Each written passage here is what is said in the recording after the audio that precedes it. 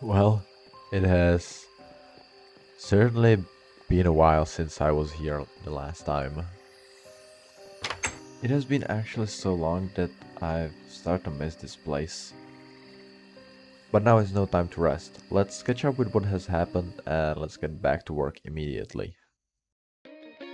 So after last episode, our base got one small expansion and that is down here.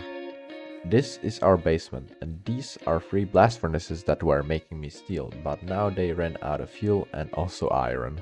But the steel is very valuable to us because now we can finally get into some power. Well, actually, we can get some power without steel with this survivalist generator. But as you guys know, these guys are pretty garbage. And that's why we need to get into immersive engineering, which actually provides a good power source. And in order to get into immersive engineering, we need to make some electrum to make some wires and yada yada yada rabbit hole. We don't care about that. We need to progress.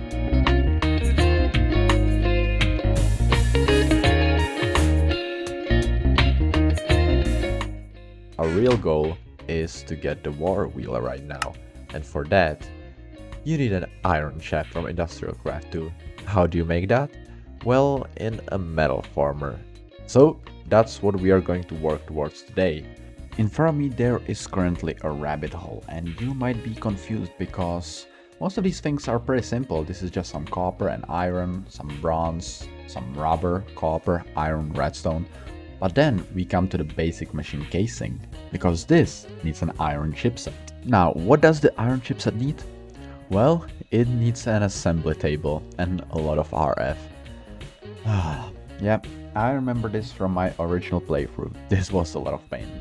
The assembly table is pretty simple, but the lasers are a bit more complicated because you need this diamondite electron tubes and you need thermionic fabricator for those. And what do we need for thermionic fabricator?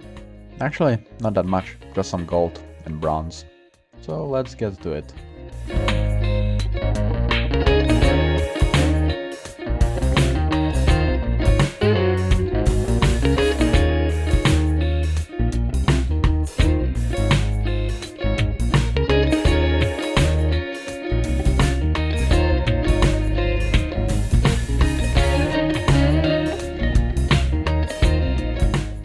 And here it is, the assembly table. Now the question is, where do I put this? Most probably down here, just so it's not in the way, and I feel like this place should be like a industrial area. So I think I'm gonna just set it up over here. Some temporary wiring just so we can connect these. And hopefully, yes, nice. We can connect those two, and now I'm stuck. And yes, it is charging, perfect. Now we need to make the chipset, and that's actually pretty easy. You just get a iron ingot and redstone dust and click it, and soon, yeah, it will start charging. But since there is not enough power, it will take a lot of time for now, but soon it will be faster, I promise. Also, don't forget, put a chest next to the assembly table. It will put the items directly in it when they are finished.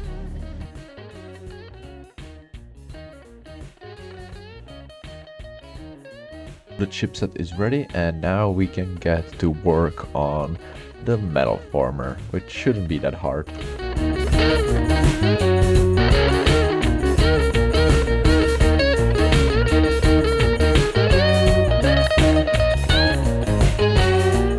Here is the machine casing, and finally a metal former.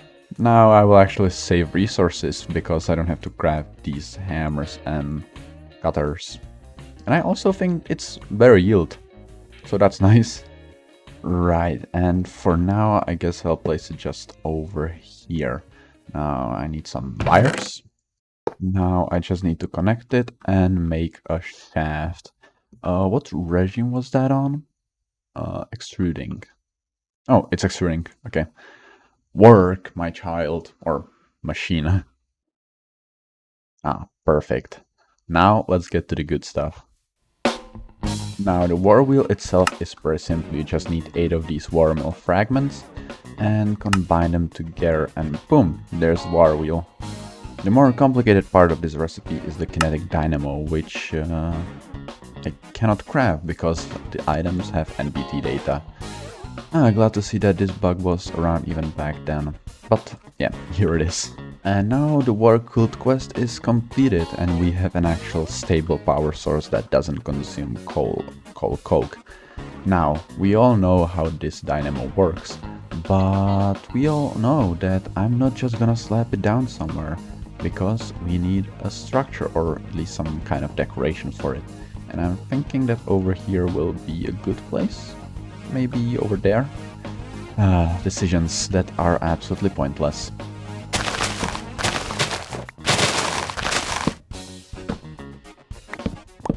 Now, I think I've decided on a pretty decent spot over here, so let me construct it and I'll be right back.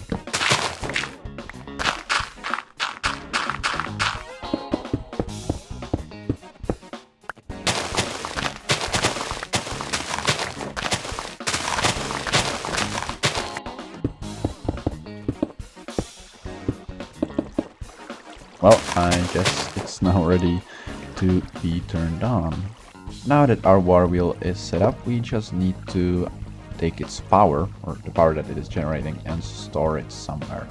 And for that we will be using this MB capacitor. Input is on the left, that's correct. And output will be on the other side, and that was not left. Never mind. So if we put it here, yes, it is being charged. And now we will just take these connectors and wooden posts and we're gonna connect them, hopefully. Yeah, and we're gonna transfer the power to our basement, hopefully.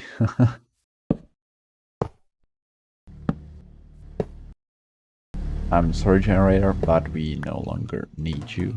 And we're gonna take this MV capacitor again and unbind the top part. Correct, and set output on this side, put it here, and now we can connect it to the system.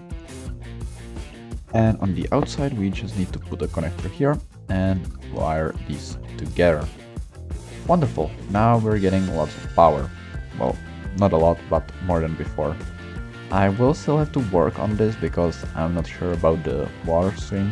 Feels kinda bland, I would say. Maybe I will redirect it over here to make more sense with this pond and maybe do something here.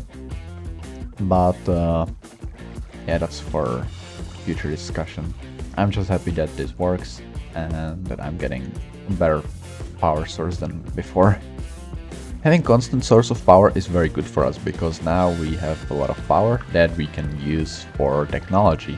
And technology is also very good because we can use stuff like electric furnace, which will smelt for us at cost of nothing actually, which would be very useful. But it will be also useful for something that I need in my life, and that is storage. When it comes to storage, we have two options. One of them is digital storage and the other one is physical storage.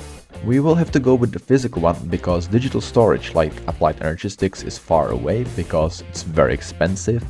And the same for RF tools, which because the machine frames need this resonant frame and it's very expensive.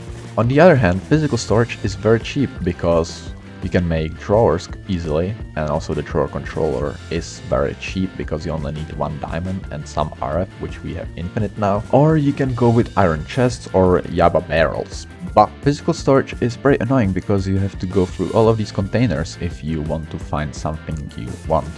Unless you are organized and sort your chests and containers out, which I don't do because I'm not organized. But thankfully for people like me, there is a mod called Logistics Pipes. Logistics Pipes is a pretty interesting mod and also very useful one, because much like simple storage, it allows you to connect all of your containers to a singular network that you can access very easily. But unlike simple storage, the items need to physically travel through pipes, which you might think is a disadvantage. But you'd be wrong, because thanks to these pipes you can do a lot of crazy stuff. For example, you can constantly request items in a singular chest, or even do some basic auto crafting. Which, yes, it doesn't sound that impressive in today's age of applied energistics, but you gotta remember, applied energistics is very, very expensive for me right now. So we'll have to go with that. To get started with the storage, we will need these basic logistics pipes, and unfortunately they need fused glass or hardened glass, so we need to get into thermal. And one of the first machines we need in thermal is the induction smelter. It is fairly cheap except for the machine frame. This is the basic version and it still is pretty cheap. You just need basic circuit board, which is cheap in the carpenter, a dense steel plate or refined iron plate, a tin gear and an iron chipset. But you need also crushed obsidian, and for that we need a rock crusher. Now the rock crusher isn't really that expensive. We have tons of steel, so the steel block isn't really a problem. Pistons are cheap. But the problem is diamonds. You need 12 of them to make the multi-block structure. And me being me, I have only 10, so I'll have to go mining again. Thankfully, my diamond situation is very much solvable. We just need to invest some of them. And what exactly do we need to invest them for? Well, the mining multi-tool, which we can use to make a portal into the mining dimension. We're just gonna put the portal over here next to the other one. And of course it's a 3x3 with corners, and we just need to light it up and go inside. The mining dimension is very useful because you get ores, and since the terrain is flat, it's very easy to find villages and also Tomcraft nodes. Also, hostile mobs don't spawn in the caves and the time isn't progressing, so you can technically place a lot of solar panels here and not worry about power. I could totally make a hammer, which we have access to now, and go mining manually, which I will probably do. But there are also other ways. We could potentially use mining turtles from Computercraft, but they are a bit expensive as you can see. But we can also use a miner from Industrial Craft 2, which is pretty cheap actually. So I think I'll go with that. I have never used them before. Well, I have, but not much. So I would like to give them a proper try. And hopefully they'll be useful. But all of those plans are for purpling between the episodes because we have ran out of time for this one. So thank you for watching this episode, and I'll hopefully see you at the next one. So stay safe, have a good day, and bye. Bye bye.